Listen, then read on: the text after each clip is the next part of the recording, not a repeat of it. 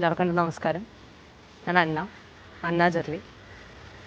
ഞാൻ ഫോർട്ട് കൊച്ചിയിലാണ് ജനിച്ചതും വളർന്നതും ഇപ്പോൾ ജീവിക്കുന്നതും ഒക്കെ. കുലത്തൊഴിൽ ചിത്രം വരെയാണ്. എൻ്റെ അപ്പൂപ്പൻ അച്ഛനും ഒക്കെ പടം വരയ്ക്കുന്നവരാണ്. ഞാനും അതേ പാതയിൽ തന്നെ. നന്നേ ചെറുപ്പത്തിലേ പടം വരയ്ക്കുമായിരുന്നു. ഒരു 3 വയസ്സ് തൊട്ട് തന്നെ. ഒരിക്കലും അത് ജീവിതമാർഗ്ഗമാകുമെന്ന് വിചാരിച്ചിട്ടില്ലായിരുന്നു. പിന്നീട് ഒരു പ്രൊഫഷനായിട്ട് സ്വീകരിക്കണമെന്നൊക്കെ ഓർത്തപ്പോൾ ഏറ്റവും അനുയോജ്യമായത് ചിത്രം വരെയാണെന്നും സന്തോഷത്തോടെ കൊണ്ടു നടക്കാൻ പറ്റുന്നൊരു കാര്യമാണെന്നും ഒക്കെ തിരിച്ചറിഞ്ഞപ്പോൾ അങ്ങനെ തീരുമാനിച്ചു. RLVയിലാണ് BFA ആയിട്ട് ചേരുന്നത്. പിന്നീട് പോസ്റ്റ് ഗ്രാജുവേഷനായിട്ട് യൂണിവേഴ്സിറ്റി ഓഫ് ഹൈദരാബാദിൽ SN സ്കൂളിൽ ചേരുന്നു. ഇപ്പോൾ യുജിക്ക് ശേഷം PG ചെയ്തു. ഇപ്പോൾ PG റിസൾട്ട് വന്നിട്ട് നിൽക്കുന്ന ഒരു അവസരത്തിലാണ് ഞാൻ. ചിത്രം വരെ അക്കാഡമിക്സിൽ ഉപരിയായിട്ട് സന്തോഷം തരുന്ന ജീവിതത്തിൻ്റെ ഒരു ഭാഗം തന്നെയാണ്. അതുകൊണ്ട് എപ്പോഴും വരച്ചുകൊണ്ടിരിക്കുക, സന്തോഷമായിട്ടിരിക്കുന്നു. ആദ്യകാലങ്ങളിലെ ധാരണ ചിത്രം വര ഒരു ലാംഗ്വേജ് ആണെന്നും അത് മനുഷ്യരോട് സംസാരിക്കാനുള്ളൊരു മാർഗമാണെന്നൊക്കെ കരുതിയിരുന്നൊരു കാലം ഉണ്ടായിരുന്നു. അന്ന് ശരിക്കും വരച്ചിരുന്നത് പറയാനുള്ള ആശയങ്ങളായിരുന്നു കൂടുതലും വരച്ചിരുന്നത്. പക്ഷേ ഇപ്പോൾ ഒരു PG ഒക്കെ കഴിഞ്ഞപ്പോഴേക്കും വന്നേക്കുന്നൊരു മാറ്റം എന്ന് പറയണത് എൻ്റെ സന്തോഷത്തിനും കൂടെയാണ് ഞാൻ വരയ്ക്കുന്നത്. അതൊരു കവിത പോലെയാണ്. അത് എല്ലാവർക്കും മനസ്സിലാവണമെന്ന് നിർബന്ധമില്ല. അതെൻ്റെയും കൂടെ ലോകമാണ്. അത് മനസ്സിലാവണവർ അതിൻ്റെ വരികളുടെ ഇടയിൽ നിന്ന് വായിച്ചോളും എന്നുള്ളൊരു ധാരണയുണ്ട്. അപ്പോൾ ഒരുപാട് ഇങ്ങനെ കമ്മ്യൂണിക്കേറ്റ് ചെയ്യാനുള്ള ഒരു ഭയങ്കരമായ ഏർജ് കുറയുകയും അതിന് പകരം ഞാൻ എന്താണെന്നുള്ളൊരു സെൽഫ് ഡിസ്കവറി എന്ന് പറയുന്നൊരു രീതിയിലേക്കൊക്കെ മാറാനാണ് ഇപ്പോൾ താല്പര്യം കൂടുതൽ. ഞാൻ ഭയങ്കരമായിട്ട് നിറങ്ങൾ ഉപയോഗിക്കാൻ ഒരുപാട് നിറങ്ങൾ ഒരുമിച്ച് ഉപയോഗിക്കാൻ മടിയുള്ള ഒരു വ്യക്തിയാണ്. അപ്പോൾ എന്നെ സംബന്ധിച്ച് മോസ്റ്റ്ലി വർക്കുകൾ മോണോക്രോമാറ്റിക് എന്ന് പറയാൻ പറ്റില്ല, എന്നാൽ പോലും നിറങ്ങൾ നന്നേ കുറവാണ്.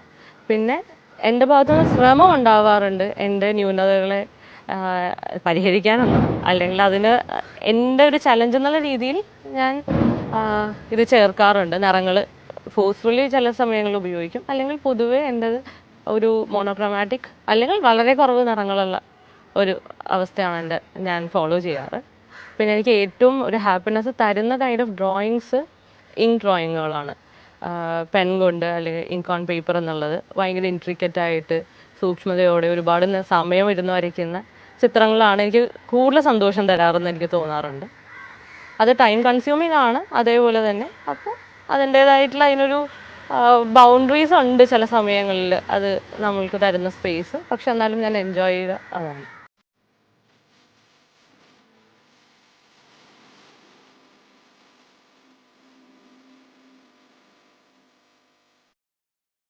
എൻ്റെ അപ്പൂപ്പൻ ശരിക്കും പറഞ്ഞു കഴിഞ്ഞാൽ ഇവിടുത്തെ ഒരു 30ഓളം പള്ളികളിൽ കൊച്ചി ബേസ്ഡ് ആയിട്ട് ചിത്രങ്ങൾ വരയ്ക്കുകയും അതുപോലെ തന്നെ അതിലേറ്റവും ഇമ്പോർട്ടൻ്റ് ആയിട്ടുള്ളത് ഇവിടെ സാന്റക്രൂസ് ബസിലിക്ക, ഇവിടെ സീലിംഗ് ഫ്രെസ്കോയും ലാസ്റ്റ് സപ്പറും ഒക്കെ പെയിൻറ് ചെയ്തിട്ടുള്ളത് അപ്പൂപ്പനാണ്.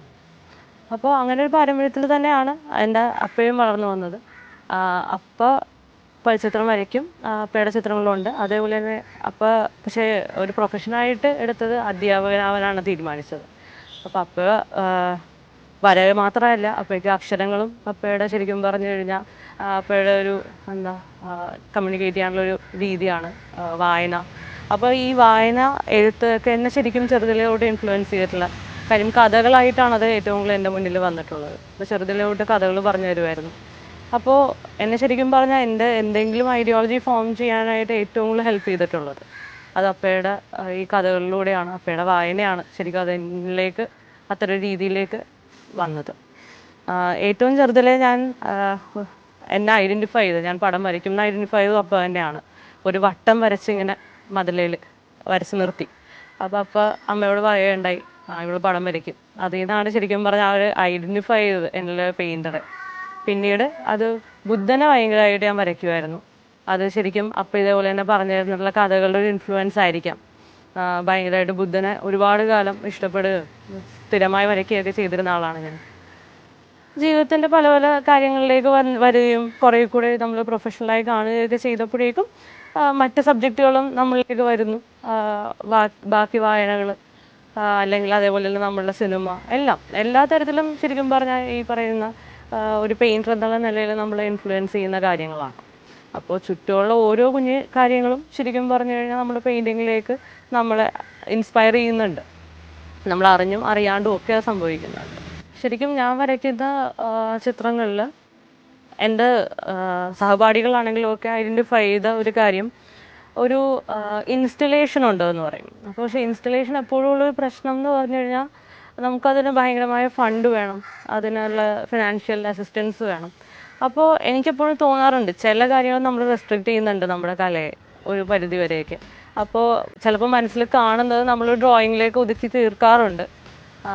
ഭാവിയിൽ ചിലപ്പോൾ കുറേ കൂടെ കാര്യങ്ങളൊക്കെ മെച്ചപ്പെട്ട് കഴിയുമ്പോഴേക്കും അത് ഇൻസ്റ്റലേഷനിലേക്ക് വളരാൻ പറ്റുമെന്ന് ഞാൻ വിചാരിക്കണം. കാര്യം എപ്പോഴും എനിക്ക് ചെറുതിലെ തൊട്ട് വസ്തുക്കൾ ഉണ്ടാക്കുക എന്ന് പറഞ്ഞൊരു കാര്യത്തോടൊരു ഇഷ്ടമുണ്ട് എപ്പോഴും.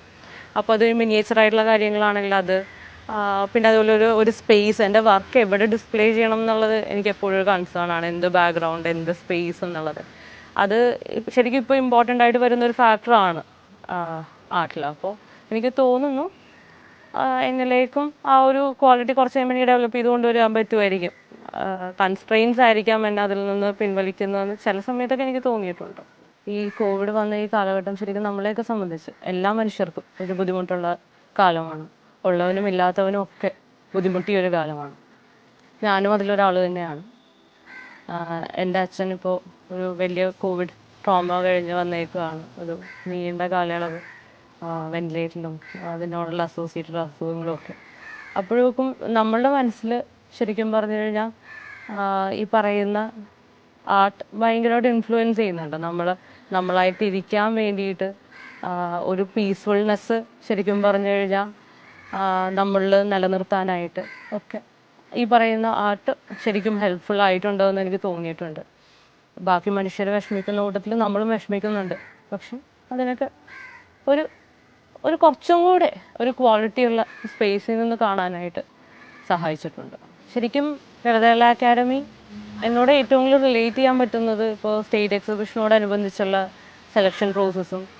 ശരിക്കും ഒരു കൊല്ലം നമ്മളൊരു ആർട്ടിസ്റ്റായിട്ട് ചെയ്യുന്നത് ഇപ്പോൾ പലപ്പോഴും ഐഡൻറ്റിഫൈ ചെയ്യുന്ന ഈ ഒരു മാർക്കിലാണ്. ഇപ്പോൾ കഴിഞ്ഞ 4 കൊല്ലം ആയിട്ട് എല്ലാ വർഷവും ആ ഒരു സെലക്ഷൻ നമുക്ക് വേണം, നമ്മളൊരു ക്വാളിറ്റി നമ്മൾ മെയിൻറ്റെയിൻ ചെയ്യുന്നുണ്ട് എന്നുള്ള ഒരു നമ്മളോട് തന്നെയുള്ളൊരു ക്രോസ് ചെക്കിംഗ് ആണ് പലപ്പോഴും അക്കാഡമിയോട് ചേർന്ന് നിൽക്കുമ്പോൾ. അതേപോലെ ക്യാമ്പുകളാണെങ്കിലും എനിക്ക് തോന്നുന്നു ഈ പറയുന്ന നമ്മൾ പ്രൈവറ്റ് ഒരു ഇങ്ങനത്തെ ഗ്രൂപ്പുകളെക്കാൾ പലപ്പോഴും നമുക്കൊരു ഹോളിസ്റ്റിക് അപ്രോച്ച് ഫീൽ ചെയ്യാറുണ്ട്. ഒരു ഗ്രൂപ്പ് ഓഫ് ആൾക്കാർ നമുക്കൊരു മൊത്തം ഒരു ധാരണ കിട്ടാറുണ്ട്. കേരളത്തിലെ ആർട്ടിസ്റ്റുമാർ എന്ത് ചെയ്യുന്നു, അവരുടെ ഇപ്പോൾ മേഖലകൾ എന്തൊക്കെയാണ്, അതൊക്കെ കാണാനുള്ളൊരു സ്പേസും ഒക്കെ ശരിക്കും പറഞ്ഞാൽ ലളിതകലാ അക്കാദമിയുടെ ഒരു പ്രവർത്തനത്തിലൂടെ നമുക്ക് ഫീൽ ചെയ്യാറുണ്ട്. പൂച്ച ഉണ്ടാക്കിയ എന്താ പറയുക, ഒരു ഭയങ്കരമായ കോലാഹലത്തിൻ്റെ അകത്ത് പൂച്ച ഉറങ്ങുന്നു. പലപ്പോഴും സമൂഹത്തിലും ഇങ്ങനെ ആൾക്കാരുണ്ട്. അതേപോലെ തന്നെ ദൈവം എന്നുള്ള റെപ്രസെൻറ്റേഷൻ ആവാം. ചിലപ്പോൾ ഭയങ്കരമായ പ്രശ്നങ്ങൾക്കിടയിലും സമാധാനമായിട്ട് ഉറങ്ങാറുണ്ട് എന്നുള്ളൊരു തോന്നലിൽ നിന്നൊക്കെ മഴമിഴി എന്ന് പറയുന്ന ഈ പറയുന്നൊരു പ്രോജക്റ്റിനോട് അസോസിയേറ്റ് ചെയ്ത് ശരിക്കും 3000-ഓളം ആർട്ടിസ്റ്റുമാരെ ഉൾക്കൊള്ളിച്ചുകൊണ്ട് ശരിക്കും കേരള സർക്കാരും അക്കാഡമിയും ഒക്കെ ശരിക്കും പറഞ്ഞു കഴിഞ്ഞാൽ ചെയ്യുന്ന ഒരു പ്രവർത്തനം വളരെ വലുതാണ്. ശരിക്കും പറഞ്ഞു കഴിഞ്ഞാൽ ശരിക്കും ഈ ഒരു സമയത്തുള്ള ക്രൈസിസിനെ കുറിച്ചുള്ള അവയർനെസ് ഉണ്ട്. ഈ പറയുന്ന കലാകാരന്മാരോട് ഒരു എന്താ പറയുക, അവരെക്കുറിച്ചൊരു ചിന്ത, ഒരു ഓർമ്മ, അത് തന്നെ വലിയൊരു കാര്യമാണ്. പലപ്പോഴും ഈ പറയുന്ന ഒരു ഗ്രൂപ്പിനെ ഐഡൻറ്റിഫൈ ചെയ്യുന്നത് തന്നെ വളരെ ശരിക്കും വിരളമായിട്ടുള്ളൊരു കാര്യമാണ്. എന്ന് പറഞ്ഞാൽ അവരെന്ന് പറഞ്ഞാൽ അവരുടെ എക്സിസ്റ്റൻസ് എങ്ങനെ നടക്കുന്നു, ശരിക്കും ഇതൊരു പ്ലഷറിന് വേണ്ടി ചെയ്യുന്ന ഒരു കാര്യമാണെന്നാണ് എല്ലാവരും വിചാരിക്കുക കല. പക്ഷെ അങ്ങനെയല്ല. അത് ഞങ്ങളിൽ ഓരോരുത്തർക്കും ഞങ്ങളുടെ അതിജീവനമാണ്, സർവൈവലിന് വേണ്ടിയുള്ള കാര്യങ്ങളും കൂടെയാണ് എന്നുള്ളൊരു തിരിച്ചറിവ് ഉണ്ടാകുന്നത് വളരെ സന്തോഷം. ശരിക്കും ഇതൊരു പരീക്ഷണാടിസ്ഥാനത്തിൽ ചെയ്തു തുടങ്ങിയ കാര്യമാണെങ്കിൽ ഒരു 5 കൊല്ലത്തേക്ക് ഇത് കണ്ടിന്യൂ ചെയ്യാൻ തീരുമാനിച്ചതിൽ ഒരുപാട് സന്തോഷമുണ്ട് ചെയ്യുന്നത്.